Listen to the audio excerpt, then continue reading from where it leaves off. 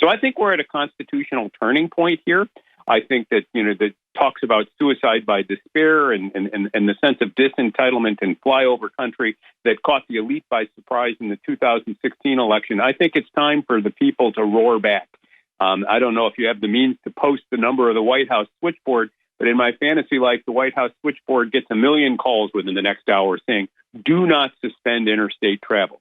Because if you do that, I'm not going to be able to get materials from interstate travel, or the alternative, the federal government's going to have to license people at the border.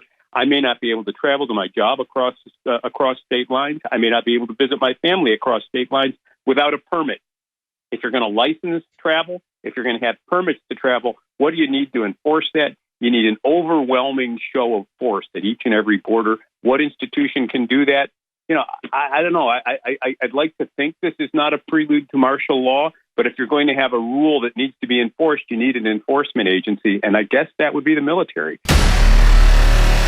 Welcome back to this global exclusive. I'm Tom Papper, nationalfile.com, here with Norm Pattis, one of the country's most successful trial attorneys. He has an amazing win ratio, and he is delivering crucial information about the future of this country as we brace for this coronavirus epidemic. And really, it's the panic that I think is getting people in trouble. Norm is breaking down what President Trump is about to do, according to all reports. According to Norm Pattis's sources, we are looking at a total ban on interstate travel. Norm, you were breaking down the legalities of this, and that it is rather unclear whether or not this is something the president could get away with. But why do you think President Trump thinks this is a good idea? Apparently, he's late to the game as to the coronavirus. I mean, I'm in the Northeast, close to New York City. I hear a lot the hospitals are terrified. Medical professionals are bracing themselves for an inability to care for all the people that will become ill. And the thinking appears to be that if we can slow down interaction between people, increase social distancing, the virus won't take root quite as deeply, quite as quickly, and we'll be able to deal with the most critically ill. So I think this is a misplaced gesture on Mr. Trump's part, believing that if he locks the country down, the virus can't spread. The problem is that it's an overreaction. I think everyone agrees that there's going to be social transmission of it, and you begin to wonder about his secondary motives. He appears not to have given the issue much thought. He eviscerated the the CDC rather, and now the CDC is playing catch up. And I think rather than dealing in a narrowly tailored fashion with issues that are clearly within the national government's authority, he's overreaching. Now, some say, and I've heard Alex say it, I don't know you may believe it, that this is part of a larger conspiracy to destroy civil liberties in the country in the name of an overarching set of powers. I certainly hope not, but I do think that big tech and the emergence of AI creates an unusual world. In 1776, Adam Smith wrote The Wealth of Nations,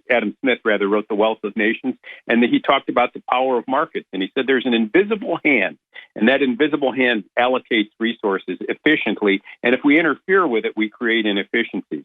But here's a question that I think AI raised, and that is, can an algorithm sufficiently powerful, armed with a vision of human welfare, more efficiently than a market allocate resources?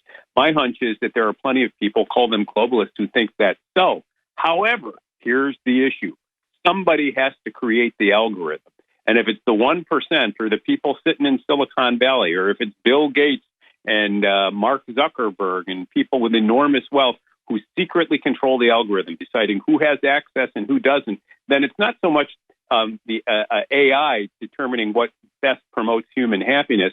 It's AI imposing a particular version of human happiness. So I think the history of this country has always been that government is regarded with distrust and that we, the people, retain sovereignty. That's what distinguishes us from China, which has an organic conception of the state, where individuals are subservient cogs in a larger wheel. It's what distinguishes us from Europe, which really does not have a Bill of Rights with the teeth that ours does. So I think we're at a constitutional turning point here. I think that, that talks about suicide by despair and the sense of disentitlement and flyover country that caught the elite by surprise in the 2016 election. I think it's time for the people to roar back. I don't know if you have the means to post the number of the White House switchboard, but in my fantasy life, the White House switchboard gets 1 million calls within the next hour saying, do not suspend interstate travel. Because if you do that, I'm not going to be able to get materials from interstate travel, or the alternative, the federal government's going to have to license people at the border. I may not be able to travel to my job across state lines. I may not be able to visit my family across state lines without a permit. If you're going to license travel, if you're going to have permits to travel, what do you need to enforce that? You need an overwhelming show of force at each and every border. What institution can do that? I don't know. I'd like to think this is not a prelude to martial law, but if you're going to have a rule that needs to be enforced, you need an enforcement agency, and I guess that would be the military. So I think the president is panicking. I think that there are forecasts of enormous numbers of deaths, and the federal government's been caught unprepared. But contrast this with the great flu influenza virus pandemic or epidemic in 1918. We lost 650,000 Americans to influenza-related deaths in 1918. That was 13 times more than the total number of American casualties in World War I. But yet we pressed on with dignity, yet we pressed on with state sovereignty, yet we pressed on with a commitment to individual liberties. It wasn't perfect, but it wasn't a wholesale abdication of individual responsibility and bowing in the direction of the state that we seem prepared to do. And that Donald Trump would be the vehicle of this message, to me, is shocking. I completely agree with your analysis, spot on. And I would just add, in 1918, President Wilson actually got that flu. He continued with his job. He did not force Americans to do anything insane. Churches willingly canceled their own services. People locked themselves down. It blew over in a few years with a tragic amount of deaths. Norm, in the next segment, we'll read off that White House switchboard number. We had it up on screen so TV viewers could get that in the next segment as well. And I guess I can ask, well, we've still got a couple seconds left here. We've got about 3 minutes. To me, it seems as though at this stage, of course, we're still 10 to 15 days behind Italy if you just look at a one-to-one comparison between the two countries. It seems so far the panic is worse than the virus. Now, that is very likely to change. But do you think if President Trump does this, if he goes ahead with this, I mean, what do you imagine that will do to the Americans who are already out there hoarding, of all things, toilet paper? I mean, that can only create more panic, correct? Absolutely. I mean, there was a wonderful piece. It will create more panic. There was a wonderful piece in yesterday's Wall Street Journal that talked about the history of epidemics in the United States and how we typically had them. In the 50s, Salk created the polio vaccine. Those of us of a certain age recall friends just a little bit older than us who may have had polio. We got over that. We've eliminated cholera. We've eliminated, the mumps and measles for the most part, although they're on their way back. We've become complacent and seem to think that we've won our battle against the microbe. But evolution has a way of continuing to advance and new organisms appear. I think we were caught with our public health pants down this time around. And there is collective benefit and collective good in things like the CDC. I wish the president paid a little more attention to hard science and a little less attention to his Twitter feed. My deepest fear is that if he announces something tonight, it'll be just as a means of preempting Bernie Sanders and Joe Biden's debate, because if there's one place where Trump is comfortable, that's at the front of the media line. And he's not been there for a while. That, again, is completely accurate. You say his Twitter feed. I would add Fox News, which, except for one commentator on that network, has been completely downplaying this to the point where they've now suspended a couple reporters who called coronavirus a Democrat scam. And, of course, the big part of the scam, I think, is this panic. The reason why people are going out and buying entire stores worth of toilet paper and putting them in the back of their truck. So, Norm, in the next segment, we've broken down kind of what's going to happen. It's going to create more panic. It's going to create a constitutional turning point. It's going to possibly necessitate martial law, because if you're keeping people, I mean, there's major highways. There's also just rural streets that go from state to state in this country. To shut all of this down, you're going to need some type of occupying force on every single state's border. It just does not seem like something that is going to be done without, as you alluded, the military or the National Guard or a bunch of militarized police or something. And this can only end in martial law, in my opinion, if this goes through. So, Norm, we've got about a minute left. In the next segment, I want to break down the legalities of this, assuming you've got time. But we've got about 45 seconds. How is this going to go? Say this happens tonight. You're in court tomorrow. We've got about 40 seconds. How will this work? We'd ask for an emergency hearing, an order of a temporary restraining order or injunction barring this order from going into effect.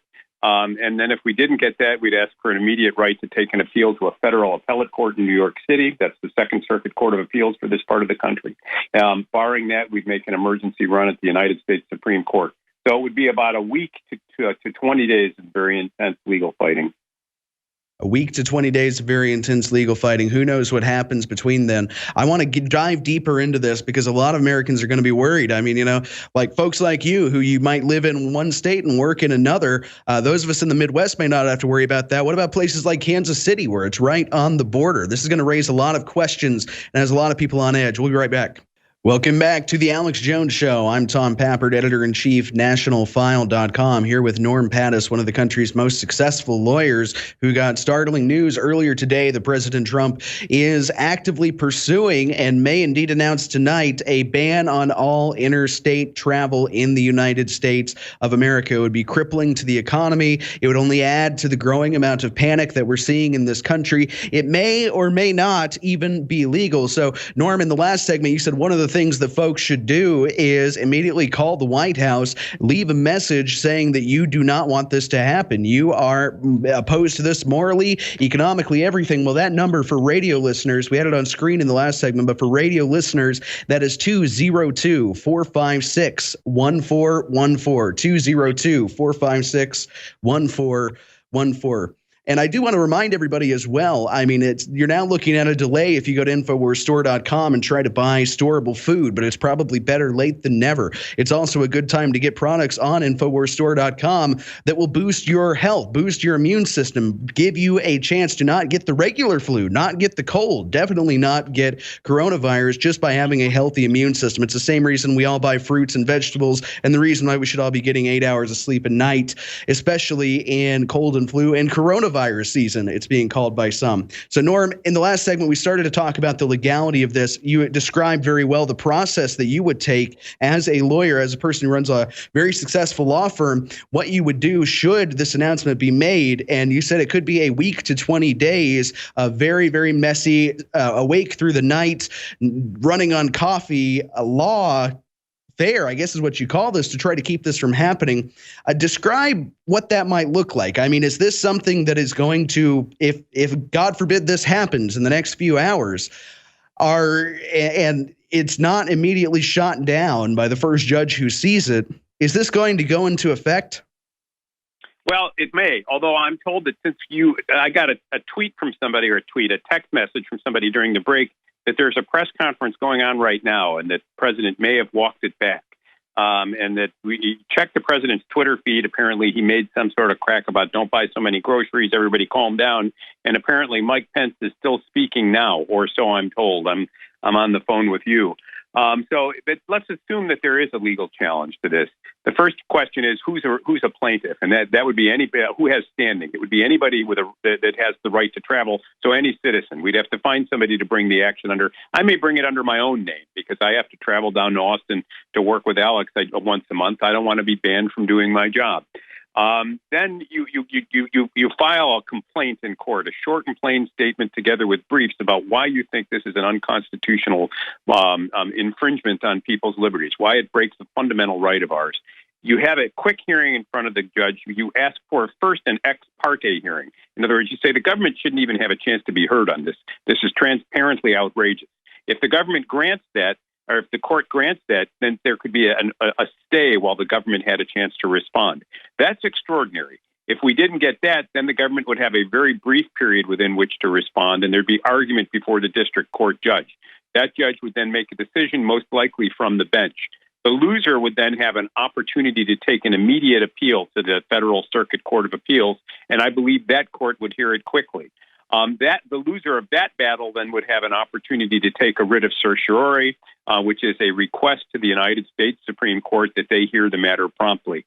I think all of that could take, up to 20 days to play that cycle out, which from a lawyer's perspective is the speed of light. I chuckled when you talked about coffee and sleepless nights. Those are just what goes with the turf in a law firm. But this would be an extraordinarily stressful period. But it would. And I think it'd be one of those cases where the courts would drop everything to hear it because such a move is unprecedented in the United States. The closest thing that comes to mind is Abraham Lincoln's suspension of the writ of habeas corpus during the Civil War. But that was when there was a civil war, when states had sought to succeed from the Union, and we were actually killing one another. And I think Lincoln's calculus at that point was when the very republic is at issue, extraordinary means are necessary to protect it and to save it. I think President Trump may say something like, well, suspending fundamental constitutional rights is the same thing. I'm just not so sure I'm prepared to follow him there when what's assaulting us is nature. Whether the coronavirus is man-made or not, that's beyond my pay grade. All I know is that people are getting it state by state, and a significant number of them are dying. Me and my family are taking precautions. I don't think we're being hysteric. We just recognize the risk. I'm not sure that we want the government trying to make life risk-free by the suspension of our civil liberties, but I fear that many Americans have come to that point. And why do I say that? Look at the debate about privacy with respect to big tech, with respect to Twitter, with respect to Facebook, with respect to Google. People are saying such things as, I am prepared to give up some of my privacy so long as I get more security. I guess the next step, as we habituate ourselves to the loss of these things, is I guess I'm now prepared to sacrifice my liberty for the sake of life. There was a time when a rallying cry in this country was "Give me liberty or give me death," and I think we need to reconsider those words carefully.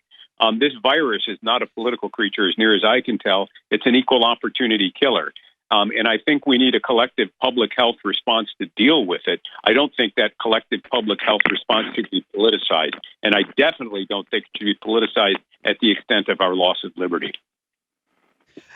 Again, brilliant analysis from Norm Pattis. So, Norm, I was reading some of the play-by-play of that press conference President Trump was having. So they did not make this announcement. They did forecast a massive uptick in coronavirus cases because now more testing has been made available. They have cautioned people to kind of what you said, that the supply chain is being disrupted, but there is no actual shortage of food and supplies. It seems as though they're now trying to stave off a panic or a greater panic than what we're seeing right now. I mean, it's getting kind of insane. I've heard reports of fistfights in parking lots on the East Coast, but it seems as though the goal right now is to stave off the panic. But what I had heard is essentially similar to what Alex had heard, which is that this was going to come in a week. And what you just said, that Americans are getting more and more used to the idea of their civil liberties being erased. I mean, I come from a generation that has lived with TSA for as long as I can remember. My first flight, TSA was there groping me. You're making a great point. Alex Jones here, popping in back live. I just had to call him because this is so historical. Here I am a few hours ago learning Trump's set to have a press conference from White House sources that Norm has talked to, and I have my other sources for essentially martial law. He was against this early on, but they put him under pressure in the media saying he's bad, deaths are on his hands, basically putting him into this. But now I guess we're learning that he did decide to put the announcement off because he was being pressured not to do it. This is just simply incredible. Second hour is coming up, but I just wanted to call in and ask Norm this because I heard you guys talking about it. Sorry to interrupt. Again, Alex Jones here calling in to his own show. Norm, go back and repeat exactly what your source at the Federalist Society said, because that mirrored what I was getting from the Pentagon, but I was told it was in 1 week, that they were pressuring him not to do this. What were their reasons for that? And it looks like he's not done it yet. About an hour and a half ago, I received a call from someone who said sources in the White House reported that President Trump was prepared this evening to announce a 30-day travel ban on interstate travel in the United States, and that his legal counsel's office was urging him not to do so on the grounds that such a move would be unlawful. What other policy arguments took place? No one told me that. But from a lawyer's perspective, the claim was, look, Mr. President, you just can't do this in the United States. Such a move would be unprecedented. And it appears that they won the debate, at least for tonight. Well, but as Europe locks down, everybody else locks down. And then we do see, I mean, let's face it, China's an authoritarian country, but they don't fight as much as we do, just like Japan. When they have an earthquake, they don't kill each other. America has been so divided and so programmed to destroy ourselves And we've got 40 million illegal aliens, and we've got 50 million people hand to mouth, almost 100 million on welfare, but 50 million, it's estimated, hand to mouth. This is a gigantic time bomb, ladies and gentlemen. And with the homeless and the fentanyl and the Chi-Coms hitting us with the fentanyl, it's just an insane time. Coming up next hour, Tom Pappert is going to be finishing up here, and we've got a big exclusive interview. I taped it yesterday with the Motor City Madman, Ted Nugent, so that's coming up for several of the segments, but there'll be a few live segments coming up. We're going to air a short piece by Greg Reese at about 6 after or so when we start the next hour, where he details the fact that this is the perfect cover for a global financial reset. And we talked about this months ago. Now they're admitting that. So make no mistake, this is a manufactured virus. It's been released by the deep state and the globalists with the Chinese communists. It's man-made, and they don't want us to discuss that, even though mainline scientists and top universities are confirming it. So we've got to expose where it came from, its origin, to understand who's behind it and how to stop it. So Norm Pattis, please join us again tomorrow during the weekday show. Thank you so much, Norm. Yes, sir. Thanks for having me, guys. Be well. You bet.